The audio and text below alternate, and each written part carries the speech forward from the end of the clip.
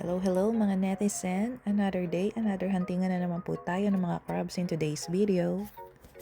At eto na nga at pababa tayo dyan sa may beach para maghanap at manghuli ng crabs.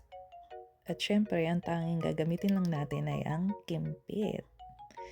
Yan yung kimpit na pangkuha ng mga basura, pangkuha na rin ng crabs. Yan ang gagamitin natin.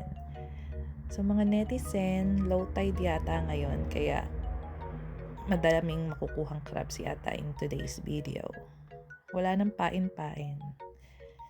Hahantingin na lang natin sila dyan. Yan, look at the view. Ang ganda ng view. So, baba muna tayo.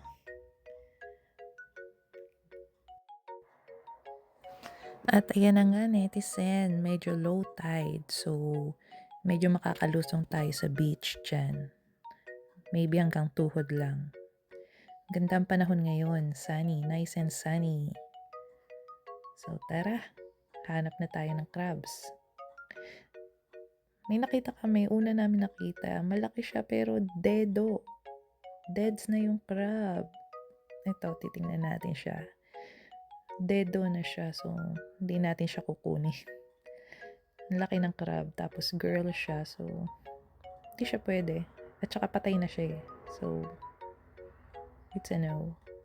At eto na nga, mga buhay na crabs. Red crabs.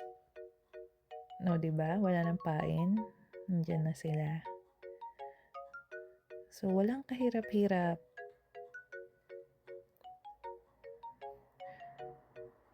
So, I think nakalimang kami ngayon dyan. So, yan. We're happy. Hindi bigo. Nice, nice. So, we got 5 crabs. See you next video. Bye!